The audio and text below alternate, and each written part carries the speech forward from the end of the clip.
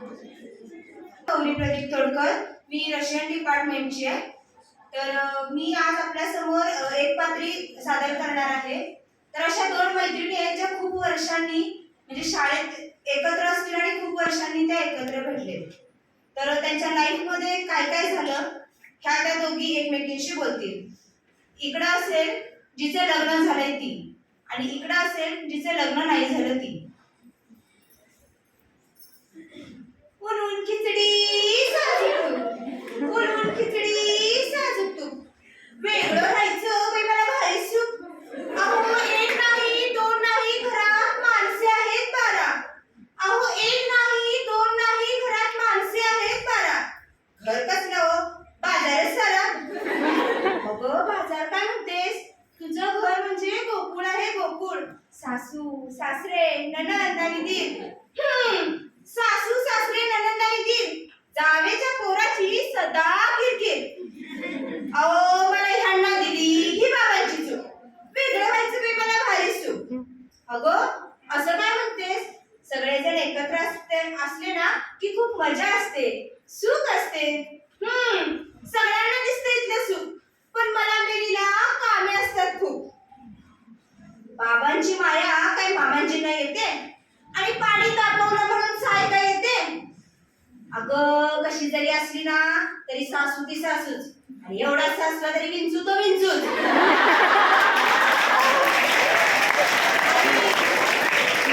आणि जाऊ बाई ग, अगं बाई बाई बाई बाई बाई, जावे तरी बहिणी नंतर असते खूप. आणि नणंद नणंद तिचं तर बोलूच नकोस. नणंद म्हणजे विधवर लाकडाला हातभर ठेवली.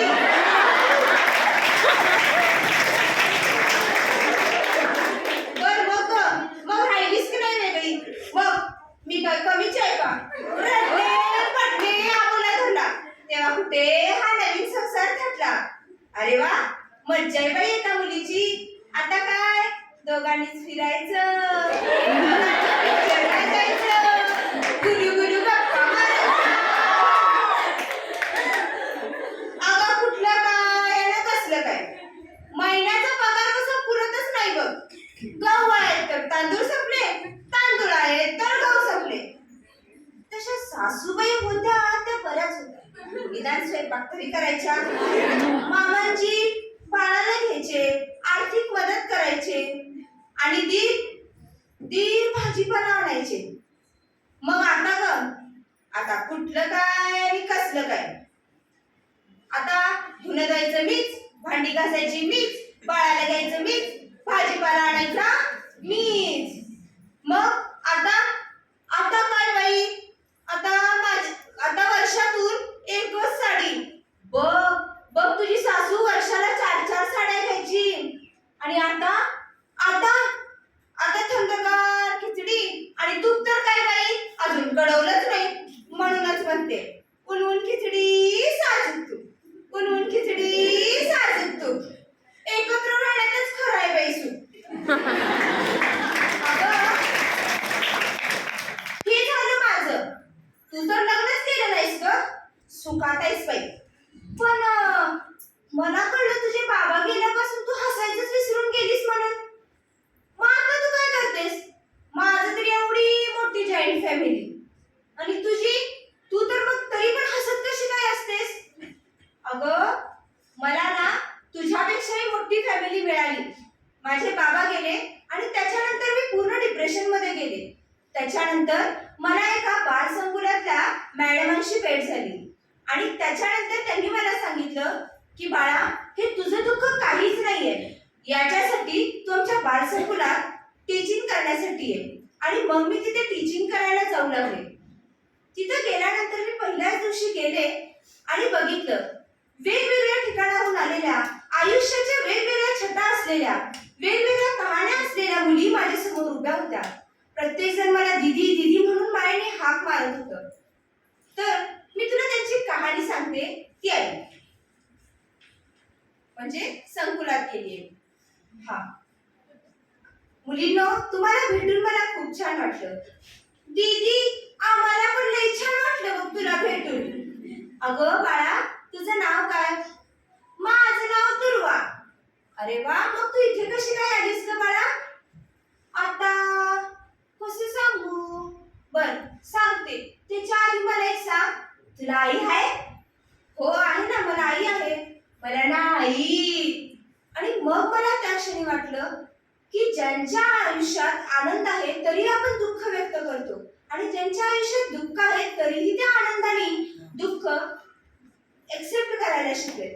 त्याच्यानंतर मी त्या दुर्वाला तिची कहाणी विचारली. मी आणि माझा भाऊ आम्ही दोघच घरी राहायचो. आई बाबा गेलत. त्याच्यानंतर मग माझी आजी माझा सांभाळ करायला लागली. मी फक्त पहिलीत होती तेव्हा. त्याच्यानंतर मग माझी आजी म्हणली आपल्याला पैक पूर्ण झाल्यात. मग ती मला म्हणली तू भीक मागायचा. मग मी रोज आपली मागत मागत मागत सगळ्यांच्याकडे भीक मागायची. एक दिवस काय झालं माहित आहे तिथे? मी त्या दिवशी आले, मला जास्त पैक मिळालं नाही. आजीने असा धुतला आणि म्हणली उद्यापासून लई पैक आणाय पाहिजेस तू. मग दुसऱ्या दिवशी परत तशीच लंगडत गेली. त्या दिवशी मी काय जास्त पैक मिळाले नाहीत मला. मग मी विचार केला, आता काल तर आजीने लई मारलं, आज बी आजी हानकी बरं का नाही. म्हणून मी संध्याकाळच्या टायमाला जरा जास्त थांबून भीक मागायला लागली. भीक मागते मला पण पैकच देना. त्यानंतर एक मला काका दिसलं. त्याने मला विचारलं, बाळा एवढी लहान आहेस आणि इथं कशा काय फिरत्या म्हणून. मग मी त्यांना सांगितलं, माझी आजी पैक नाही आणलं तर मला लई मारल. मग ते म्हणले माझ्याकडे लई पैक आहेत, मी तुला लई पैक देतो. असं म्हणून ते म्हणले चल आपण तिकडे जाऊ, तिथं मी माझं पैक ठेवलं तुला पैक देतो. मग मी चालत त्यांच्या इकडे गेली. त्यानंतर ते काका मला काय म्हणलं माहितीये? मी तुला पैक देतो पण मी सांगतो तसं ऐकायचं. इथं पहिला माझ्या शेजारी बस. पहिला त्यांनी माझ्या डोक्यावरून हात फिरवला. मला वाटलं माझा बाबा माझ्या डोक्यावरून हात फिरवायला. नंतर त्यांनी कुठे बी हात लावायला चालू केली. मला काय समजेना हिने असं का करते. मी म्हटलं पैक द्या, माझी आजी वाट बघत असेल. त्याच्यानंतर त्यांनी हिथं हात लावला कुठे बी हात लावायला लागले. मग म्हणलं ह्यांच्या मनात काहीतरी आता काळ बेरच आहे. पण मला कळत नाही कारण मी तेव्हा फक्त पहिलीला होती. त्यानंतर माझा 12 वर्षाचा भाऊ बघायला आला. मी अजून कशी काय आली नाही. आणि त्यानं बघितलं ते माणूस तसा करतोय म्हणून त्यानं त्याला मारायला चालू केली, दगड मारली. त्यानंतर ही गोष्ट पोलिसापर्यंत गेली. पोलीस म्हणलं नाही माझ्या भावाची चूक म्हणलं. त्याच्यानंतर त्याला रिमांड होम म्हणून काय त्रास असतंय म्हणून तिथं टाकलं. कारण त्या काकाकडे पैक होतं ना, ते सुटला आणि माझा भाऊ अडकला. त्यानंतर त्याच्या शेजारी तिथे एक मुलींच्यासाठी आश्रम आहे असं कळलं. त्याला वाटलं माझी बहीण भीक मागण्यापेक्षा चांगल्या शाळेत जाईल, लई शिकल. आणि म्हणून जेव्हा तो तिथनं सुटून आला तेव्हा त्यानं मला तिथं टाकलं. आणि इथं आल्यावर दिदे तू मला भेटलीस बघ, असं मला दुर्वाणी तिची कहाणी सांगितली. त्याच्यानंतर मला भेटली पंकुडी. दीदी मी पंकुडी. माझी मम्मी प्रेग्नेंट होती, म्हणजे ते असं असते तसं. आणि मग आमच्या घरी मला खेळायला कोणतरी येणार म्हणून समजे सांगायचे. मग मी पण खूप खुश होते, माझ्या घरी कोणतरी येणार आहे. आणि अचानक माझ्या मम्मीची तब्येत बिघडली आणि सांगितलं कावीळ झाले आईला, कावीळ. त्याच्यानंतर मग डॉक्टर म्हटले आपण दोघांपैकी एकालाच वाचवू. पप्पांचा लय जीव होता माझ्या मम्मीवर. पप्पा म्हणले आम्हाला दुसरे कोण नको, मम्मीच तिची वाचली पाहिजे. पण झालं असं की मम्मी वारली आणि माझा भाऊ जन्माला आला. पण पप्पांना राग होता माझ्या भावामुळे आई गेली. पण आईला झाली कावीळ, पण पप्पांना कोण सांगणार. मग भावाला सोडून आलो अनाथ आश्रमात. त्याच्यानंतर मी, माझी आजी आणि माझे पप्पा आम्ही एकाच घरात राहायचो. त्याच्यानंतर माझ्या पप्पांना आई बिना राहायची सवयच नाही. मग त्याने चालू केलं दारू प्यायला. दारू पिऊन ज्यावेळी त्यांनी सुधीत असणार त्यावेळी माझ्याशी लई प्रेमानं वागायचं. बापाच्या मायेनं हात फिरवायचं, मला पाहिजे नको ते सगळं बघायचं. पण नंतर माझं पप्पा दारू पिऊन यायचं आणि आजी मला म्हणायची तू काल रात्री तुला तसं का करत होता. नंतर मला कळलं माझ्या बापाला माझ्यामध्ये आई दिसती आणि त्याला पोरगी आहे हे समजत नाही. तो माझ्यावर अत्याचार करायला लागला. माझी आई आली आणि तिनं मला अनाथ आश्रमात घातलं. अनाथ आश्रमात घातल्यावर मी म्हणलं अनाथ म्हणजे काय? तर तिथल्या बाईंनी सांगितलं जे जन्म देतात त्याला आई बाप म्हणत नाहीत, जे परवरिश करते त्याला आई बाप म्हणते. हे ऐकल्यानंतर मला वाटलं की माझं दुःख याच्या पुढे काहीच नाही. माझे फक्त वडील गेलेले जे माझ्यावरती खूप प्रेम करत होते. तिथे गेल्यावर मला कळलं की अशा खूप साऱ्या मुली आहेत की ज्यांच्यावरती अत्याचार होतात. मी काही मुली अशा बघितल्या ज्यांच्यावरती बलात्कारासारख्या घटना घडून त्यांचे हात वाकडे झालेत, पाय वाकडे झालेत, तरीही ते जगण्याची नवी उमेद घेऊन नव्याने जगण्याचा प्रयत्न करतायत. अगं तुला फक्त 12 जणांचं कुटुंब मोठं वाटायला लागलं, पण माझ्यासाठी हे विश्वाची माझे घर होऊन गेलं आणि मी आनंदाने या कुटुंबामध्ये रमायला लागले.